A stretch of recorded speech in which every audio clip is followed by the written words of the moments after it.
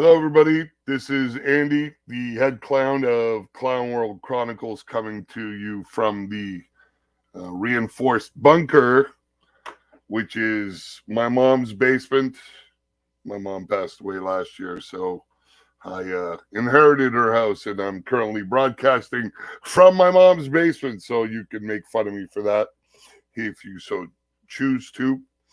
And I figured we have held our tongue on our position on the conflict in the Middle East for many, many months now. Our position has been so far, we hope both teams lose, but things have been escalated now to the point where you have Israelis knocking off Iranian generals, and Iranians are sending waves of drones and ballistic and cruise missiles at Israel, and we're on the verge of World War III because both these powers have nuclear capabilities. And we thought it would be a good time to let you know what our position on this whole conflict is. So let's start off with this. I don't think that decision to recognize Israel is an easy one.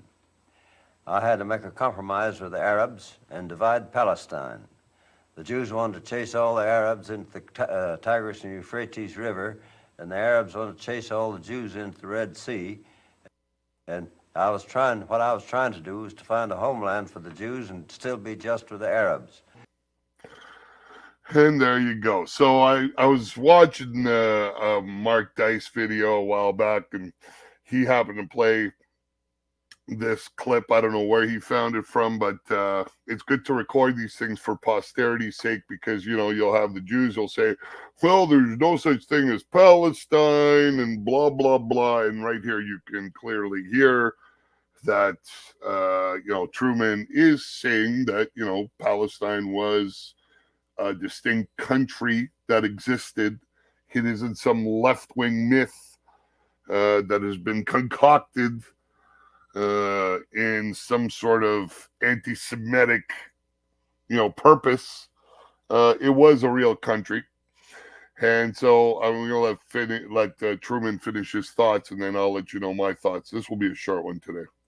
We had several other people in the country, even among the Jews, the Zionists particularly, who were against anything that was to be done if they couldn't have the whole of Palestine and everything handed to them on a silver plate so they wouldn't have to do anything. It couldn't be done. We had to take it in small doses. You can't move 5 or 6 million people out of a country and fill it up with 5 or 6 million more and expect both sets of them to be pleased. And there you go, ladies and gentlemen. It's a complex issue. Our position remains the same. We hope both teams lose, as the meme that got you here kind of expresses. We have Islam, which is hostile to all non-Muslims. There's verse after verse about enslaving non-believers, murdering non-believers, mistreating non-believers. It's just verse after verse after verse. And same with the Jewish Talmud, which basically has the most heinous things in it about, how you should treat people who are not Jewish. They're both sick, twisted ideologies. Their followers are sick, twisted people. And our policy is that we believe we should nuke the whole site from orbit, turn it into a fucking parking lot, and be done with all these people. They have shown that they can't play well with others. It's just like non-stop conflict. So we don't care about either of them. We hope they wipe each other out. We feel sorry for the people who are stuck in the middle, the civilians who have no choice but to be there. I'm sure there are civilians who are trapped, who can't get out, who are suffering. And that's usually the case. The regular person who's just trying to live their life raise a family. They're the ones who usually end up suffering, not the sociopaths who start these conflicts. And so we feel terrible about that. But I mean, at the end of the day, both of these religions are hostile to the non-believers of their religion. The Jews say the most heinous shit about Goy people, the Goys. If you've seen some of those passages in the Talmud, same thing with the Muslims. The Muslims have been hostile to every surrounding civilization they've encountered since the inception of the religion, like 1400 years ago. They've been at war nonstop, invading their neighbors who were non-Muslims, forcibly trying to take over their lands and impose their religion on them.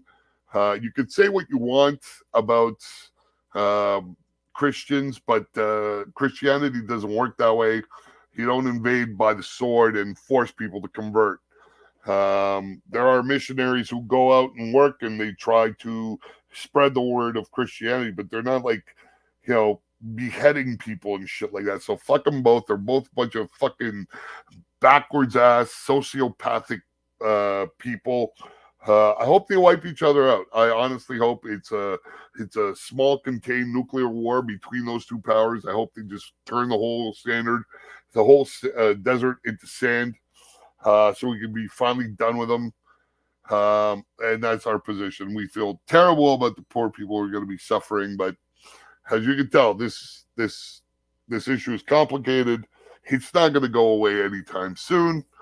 And this is what a Biden presidency brings about. Prior to this, the Iranians, the Russians, the Chinese, they were all too worried about a madman Trump, an unpredictable Trump. So they didn't do anything to provoke him. But we have a puppet installed, and they figure they can manipulate him. They can do what they will because they don't fear Biden as the same way they feared Trump, and now we have wars everywhere. I would be surprised if a war between China and Taiwan breaks out in the next few months. God help us all. Hopefully, it won't lead to a widespread nuclear exchange. Hopefully, it'll just be local, and we can have some peace and quiet from that part of the world once and for all. Anyways, that's the end of that. I'm gonna have more stuff for you tomorrow. I've changed my work schedule around so I can produce videos in the morning. By the time I'm done work in the evening, I'm just too exhausted, mentally drained to produce anything. So I'm usually just vegging out watching YouTube, like getting caught up on the events of the day and stuff like that. So I've changed my shift around. I'm going to be working starting in the afternoon into the evening, and I'm going to have the mornings free so I can generate a video a day maybe and keep this thing going. If you could respond to the video with comments, liking and sharing the video helps. But give me your comments. Like, give me some ideas of what you guys want to hear me opine on. I know I'm some just shitlord who posts memes all day long, but I mean, some of you might want to hear what I have to say. If you do, feel free to put it in the comments, and I'll talk to you again tomorrow. Talk to you soon. Take care.